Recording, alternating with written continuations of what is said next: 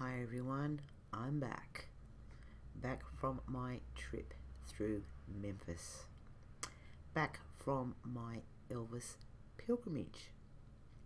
It has been a month since I spoke to you guys last, so I thought what I'd do is just come on here today and just give you a little experience of my Elvis pilgrimage and take you along on the trip with me. Please excuse me, I do have a cold, so my voice isn't up to scratch, and I do suffer with coughing fits now and then, so excuse me in advance if I have a coughing fit, but we will get through it. Now, when we went to Memphis, we stayed at an Airbnb, which was on Dolan Street, which is the street along the side of Graceland. Now, the house's back fence was the side fence of Graceland. That's how close we were. And I'm going to show you pictures of the house, and if any of you are planning a trip to Memphis and wish to stay in this house, just send me a message and I can get you the details of the Airbnb place. And Missy and Mike, who own the house, they're absolutely brilliant. They accommodate every little thing you could want for, and the house is a real credit to them. This is the house. It is situated on Dolan, like I said, and it is actually 2 houses away from Vernon. When Vernon was married to Dee, they lived their house was 2 houses. As you're looking at the house, 2 houses to the right was their house, and they had a little gate at the back of the house, which he could walk straight into Graceland, the backyard. That gate obviously is not there anymore, but the house is, like I said, basically it is right next door to Graceland. It is absolutely beautiful. Like I said, it is a credit to Missy and Mike. That is the inside. As you walk in the front door, that is the living room. It sleeps 12. There are 4 bedrooms. One of the bedrooms is a double bunk room with 2 bunks in it. And like I said, we had 7 on our trip, and we were not pushed for room. It was very spacious. And like I said, everything was on hand. Everything you need was there. And Missy and Mike were just a phone call away if you needed anything. That was the kitchen. It was well stocked. Beautiful kitchen. We spent a lot of mornings in there making coffee and making breakfast and everything else. It was very well designed. Very, very well kept. And like I said, it was stocked well with everything that we would need. That is the dining room. Like I said, Elvis everywhere in that house, even in the bathrooms. Ladies went to have a shower, went to the bathroom, Elvis was there on the walls looking at you. And just every room had Elvis adorning the walls, and it was just unreal. It was unreal. It was beautiful, beautiful house. It's another shot of the living room and the big TV, which we had on constantly with Elvis, of course. Cushions. There was just everything. The rug on the floor. It was just the whole house was just Elvis themed. This is our back deck. Now you can see what I mean by being so close to Graceland. That's the racquetball court with the orange door over the white fence there. So we're virtually next door. The location of the house is absolutely brilliant. Couldn't get closer. And I know for me, and I think for all the ladies that went with me as well, if we ever go back to Memphis again, we'll be staying at that house. We were spoiled. You couldn't even. It is closer to Graceland than the guest house is. And it's like, run to the house, come and go as we please. And for me, it's a no-brainer. I go back to Memphis again, I will be staying back at that house. That's, of course, the inside of the house again. Elvis on the TV. Because what else would you put on the TV when you're staying that close to Elvis? And that's the other side of the living room. So the beautiful decor, the lamps, the rugs, the throws, the pictures. It was just a dream. It was a dream house, a dream location, and I probably will be back for sure. So the first day we spent unpacking and getting the lay of the land, so to speak, and looking through the house and going in our rooms and unpacking and everything else. And the very next day, of course, we went to Graceland. We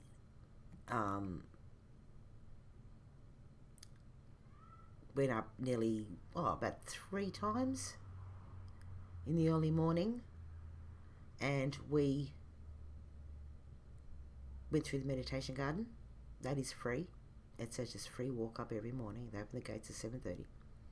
And you just walk up the path that Elvis walked up when he was there, and drove up and drove down, walk up that path, walk around to that meditation garden, and it was as emotional every time as it was the first time.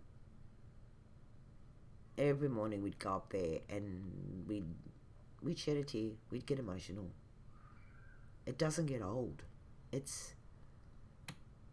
is just so beautiful. And there was a picture here that I missed, which is right there. You can see the meditation garden, see the stained windows over the fence in that tree clearing there. That is the meditation garden. That's how close we were. That was our view. When we woke up in the morning and went outside for our coffee, or before we go to bed at night, sitting out there relaxing, that was our view. And a few of us had that view from our bedroom windows too. So it was a great house with a great view. So we walked up to the house. Like I said, that was taken on an early morning walk up. And as you all know, that's Elvis's room on the top floor there, the far right window on that second floor. And we all gazed lovingly and longingly into that bedroom window, as I'm sure everyone does. But that view, that house, it doesn't get old. You see it every morning and you're just like, wow. It just, it just doesn't cease to amaze you, just what that house means to all of us Elvis fans. We did the Platinum tour, the VIP Platinum, which involved going into the archives, which was, they give you something of Elvis's to hold. So they give you the white gloves and they sit you down and they show you about 2 or 3 drawers that are filled with things that Elvis owned, wore, had. We got some of Gladys's personal items, her sewing kit, little personal trinkets that were Gladys's. We also got a few of Colonel Tom Parker's things that were in the drawer to look at. And there was also Elvis's belt. It was also in a drawer as one of his belts. And of course we're all looking there saying, oh wow, I wonder if all these things, if they're going to give us the belt to hold. We want to hold the belt. I mean, anything in that drawer would have been, yes, it's Gladys's or it's Elvis's, we're holding it. So when came time to get out the piece we were holding, yes, we got the belt. And that picture right there, I think I'm never going to forget in my life. That belt was heavy, so heavy. And you just think, hang on a minute. Elvis's jumpsuits were heavy. The belt was heavy. How could he move around on stage like he did with the heavy jumpsuit, the heavy belt? But he did it. No, I'm not joking. It weighed so much. And like I said, yeah, have the white gloves on, which I have. We all have the white gloves. We kept the white gloves. Those gloves touched that belt. We were holding Elvis's belt that he wore. The emotion just hits you. This is Elvis's belt. He wore this. And of course we all shed a tear. Who wouldn't, right? That was one of the highlights for me. I think if we ever go back to Graceland again and we do that VIP Platinum, we probably won't get to hold his belt again. So I think that was a once in a lifetime thing that we got to do. And I'm just so grateful and so glad that I actually got to do it. And then this is at the gravesite, as we all know. We actually placed flowers on Elvis's grave for two of our friends. One of them that couldn't make it, who was from Australia, and another one of our friends who wanted to place flowers on the grave. So we've placed those flowers, and like I said, every morning you can just walk up to that gravesite free of charge, and you can stay basically until the tour's open. Got to see Benjamin for the first time since he passed away, and he is directly opposite Elvis. You see where that red flower is right at the back. That's basically Elvis's grave around there, and he's just right opposite his grandpa. And those photos around the bottom of the grave are absolutely beautiful. So that was something new for me at Graceland to see. I wish I didn't see it, but it is beautifully done. It is a beautiful, beautiful, beautiful remembrance. Then we went into, after that you go into the jumpsuits and everything else, which we did. And I took a picture of, as you can see, the sundial suit, which was the last suit that Elvis wore, that last concert. And of course, more tears were shed. And then I walked away, took the photo, walked away, and then I noticed all those mirrors that were around the costume.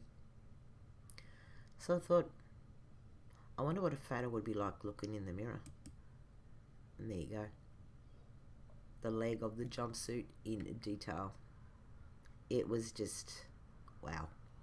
To be so close to that jumpsuit. To be so close to seeing that jumpsuit up close. The detail. You can picture him standing there wearing it. Of course, I took a picture of all the jumpsuits, but I don't want to be here for 7 hours showing you all the jumpsuits. But I just picked that one out because that, to me, is the special jumpsuit. That's the last one that he wore. This is the view of our house from the racquetball court. When you actually do the tour, you go in the racquetball court, you come out that red door that I showed you, that orange door I showed you previously. We're all filing out of that orange door, continuing the tour. We looked across and there's our house. So we were right across the fence from Graceland. So you could see the people. When I said we were sitting there, we were sitting there on the deck, watching people do this tour, and we were waving as if to say, "Hey, we live here. This is our house." They had a good view of us as we had of them.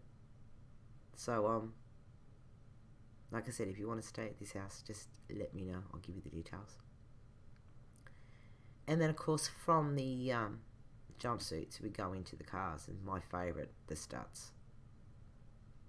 Beautiful, beautiful, beautiful car. Again, the last car that Elvis drove the night before he passed away. He came out from the dentist. He was driving the Stutz. And, beautiful car. If I could have got in and slid across into that driver's seat, I would have. But, yeah, beautiful, beautiful car. We also found our way to the chapel in the woods. Beautiful chapel. It is gorgeous. They are still doing weddings there.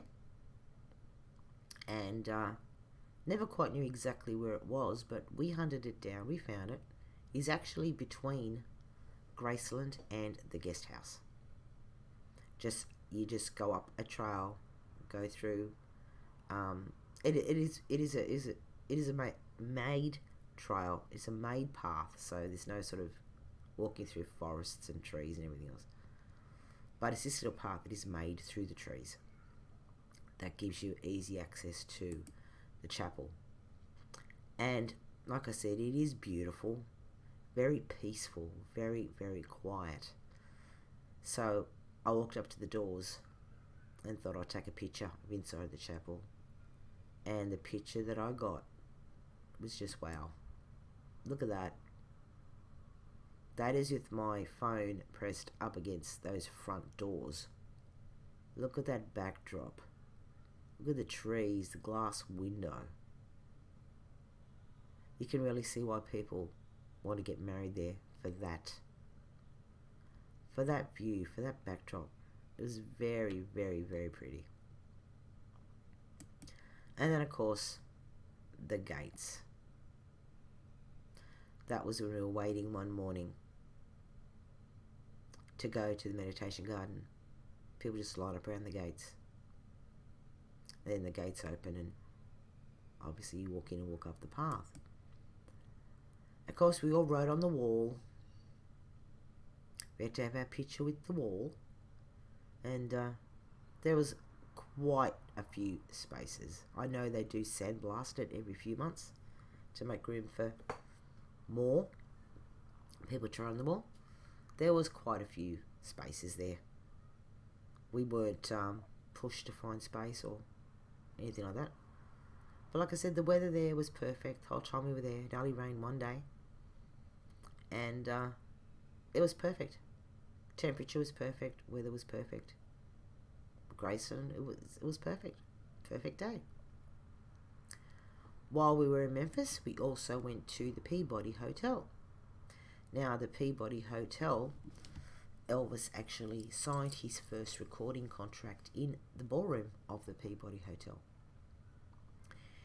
So it is an Elvis place to visit. What it is also famous for are the ducks. We missed the marching of the ducks, but I did get the picture inside the hotel of the ducks in the pond. Now, if you can see behind the fountain, you can see a man standing there in black pants and a red jacket. He controls the ducks. Now, we were told that little suitcase looking thing in the front of that fountain is actually a red carpet. And what he apparently does is he will knock that cane about 3 times and the ducks will start moving around to where that case is. He pulls that case up by the handle and the red carpet comes out of that case. The ducks walk up the red carpet, they walk into the elevator and they go up to the top floor where they have built a duck enclosure. That's where the ducks live. And then in the morning they do it again. They will come down the elevator, walk across the red carpet and go into the fountain. It's the cutest thing. But like I said, we missed it. It's like, I think it's 5 o'clock in the morning and 5 o'clock in the afternoon, something like that. So we were there about 2 or 3 in the afternoon. So, but at least we got to see the ducks swimming. We also went to Lansky Brothers, and as you know, that's where Elvis used to get his clothes from Lansky's, and as it says there, clothier to the king. So we went into Lansky's, bought a few souvenirs in Lansky's, and that's actually located near the Peabody Hotel. Also too, on our travels, we went to his Audubon Drive house. So we actually went to the house, saw the house, and you can't see it in this picture, but that first, you see the first window, then the second long window. On the awning above that first window is a big P. So I don't think I captured that in that photo. You may be able to see it faintly, but there is a P above that window. So then from Audubon we went to his first school, Lahon, which I have spoken about in my previous videos when Elvis was at school. This is elementary school, Lahon School, so we went there, took a photo there. And of course, you couldn't go to Lahon without going to Humes. So then we went across and we went to Humes, and there's Humes. It is bigger than what I thought it was. It is huge. It is huge. So this was a good day. We got to see lots of Elvis sites, a lot of places Elvis went to, a lot of places that he frequented, and got it all on film. Got the memories. Like I said, it was one of the best trips I've ever been on. We also then went to Forest Hill, and yes, that is the mausoleum where Elvis was first taken after he passed away. You all seen the photos of all the flowers that were just all around those steps and all around the grass and all everywhere when Elvis passed away. As you all know, Gladys was there prior to Elvis, and then when somebody tried to steal Elvis's body, Vernon had both Elvis and Gladys brought back to Graceland. But that was the original place where Elvis was laid to rest after he died, and that is easily found at Forest Hill Cemetery. We then went to Sun Records. What is a trip on an Elvis pilgrimage without going to Sun, where it all began? So we turned up at Sun Studios. We did the Sun tour, and when you're in Sun Studios, hey, you just got to. That X on the ground there between my feet, that is the actual spot that Elvis stood. So, another good tour to go on is that Sun Studios tour. It is very informative.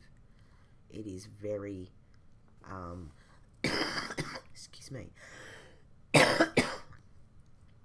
It takes you right back to where it all began. The pictures of the wall on the walls, all people that went through Sun Studios. Lots of pictures of Elvis. Lots of pictures of all the artists that had been there before him. It is a trip back in time, and it's very, very interesting. So then we went to Tupelo, and we went to Johnny's Drive-In, and we sat in Elvis's booth. Elvis had a booth that he sat in all the time when he frequented Johnny's, and there's a sign on that booth that says Elvis sat here. So of course we all took turns sitting in Elvis's booth. That was fun. Good food at Johnny's too. And then, of course, you went to the birth house. It is so tiny. It is so tiny. The smallest little house, but it was Gladys's pride and joy. She loved it. Elvis loved it. And like I said in one of my previous videos, when I was talking about the birth house and Gladys and Vernon, when Vernon went to jail, Jesse sold it from out underneath them. But it is just a simple 2-room shack. That's all it is. You walk in that front door, and there's where Elvis was born. That very, very front room. To see it is just like, wow.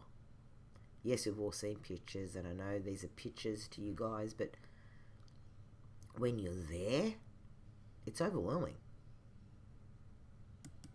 The second room is that kitchen. And a story that the lady who runs the tour told us. That ice chest, that ice box at the back, that travelled with the Presleys when they moved from Tupelo to Memphis. They took that ice chest with them. I thought that was amazing. Elvis's high chair sitting there. And a story we were told too was every time Elvis and Gladys and were going out, Elvis would run to that high chair and he'd say, "Come on, Jesse. Come on, Jesse. Let's go." So sad.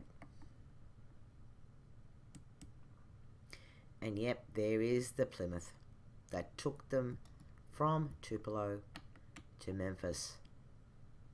It is there just around outside the birth house. And of course I took a picture inside. Vernon was sitting at that wheel. Elvis was in the middle. And Gladys was over near the door, the other side. It's just so nostalgic. And to think that we are looking at the real deal. Not a replica. Not something that has been manufactured to look like. This is the actual car we're looking at. It's just so surreal. Then the actual church that they went to, the Assembly of God Church, where Elvis used to go with his parents. And we've all heard the stories where he used to run up into when they started singing, he'd run up to the choir and he'd stand there and watch them sing. That was all in this church, which is there. And you actually get to go into that church. And you actually have a little tour in that church. That tour is fantastic. You actually feel like you're sitting in the church when Elvis was there. And what the service was like. And what the singing was like. That is a brilliant tour. That is well worth it. That is inside the church. The piano. They've moved the church. They did tell us that yes, that is the church, and it actually got moved from the location that it was onto the grounds at the birth house. So it's not the location, but it is the real church that Elvis attended when he was little. They have a memorial at Tupelo. It is at the top of a hill. You come out of the birthplace and where the office and the gift shop and everything is, and you just go, take the car up this hill, and there is a memorial up there. That plaque there is at the bottom of the memorial, and that is the memorial. It's a young Elvis and it's an older Elvis. It is beautiful. It is really beautiful. We spent quite a while at that memorial and just taking it all in, taking in the sights, taking in, you know, all around the wall there. There's all different aspects of Elvis's life and stories, and you could spend forever just taking it all in. We actually sat down and were just looking at those benches all around. You can sit on those benches, look at those statues. It's a beautiful thing to do. This fountain has got 13 sprays. For the 13 years that Elvis was in Tupelo. There are 7 plaques at the top, 13 plaques at the top of that fountain, representing one for every year that Elvis was in Tupelo. And the one directly on the left-hand side, down the bottom of the fountain, says 1977. Elvis died. And it's the fountain of life, basically. And that is pretty. We actually threw coins into that fountain. And it is a very, very, very pretty fountain. And then, of course, we went to Tupelo Hardware. Why wouldn't we? That is where Gladys bought Elvis his first guitar when he was little, and actually got a picture inside Tupelo Hardware. That's saying there about his getting the guitar, how he wanted a bike, but then he saw on the wall a gun and wanted a gun, so Gladys said there's no way you're getting a gun, so talked him into the guitar. And that right there, that X right there, is inside the store, in front of the counter. That X is where Elvis stood that day. Then we went to the fairgrounds, which is now the Fair Park. So we did a lot of Elvis sites, didn't we? Did a lot of Elvis spots, a lot of Elvis sites. And the fairgrounds, obviously, is where Elvis frequented. And there is a statue there as well, which people buy bricks. And you can purchase a brick. You would contact the fairgrounds for the information if you wanted to. You just buy a brick, and all the bricks are placed all around that statue. We went there, we found a friend of ours who has passed away, who this pilgrimage was basically for, our friend Kim. We found a brick that her and her best friend Nora had purchased. Nora was with us on the trip. We found the brick. We got photos with the brick. A friend of mine from Australia, Rose, got a brick. We found her brick. We sent a photo to her with the brick. But it's all just in a circle. It's around the base of that statue.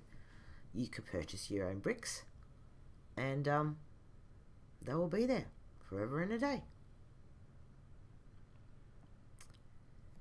The last picture I want to show you, when we left Memphis, we went to New York. Well, my girlfriend Phyllis and I went to New York. And of course, the one place we wanted to see that was Elvis related was Madison Square Garden. You all know the concerts he did at Madison Square Garden. It was under construction, as you can see. But hey, that is it. That is the site. So guys, I hope you have enjoyed going on a trip to Memphis with me. Hope I've given you a little bit more insight into the life of Elvis, places he used to visit, things he used to do, And I really, really hope that you have enjoyed watching this episode. Next week we'll get back into the movies. Exciting times coming up in Elvis's life. When the movies finish, we'll be going into the concerts, 68 comeback special, Vegas, the concert years. So lots of things still to happen on this channel. So guys, I hope you enjoyed. You all take care, be safe. Hopefully I'll be feeling a lot better next week when I do our next movie. So until then, you will be good. And I will see you next week. Bye.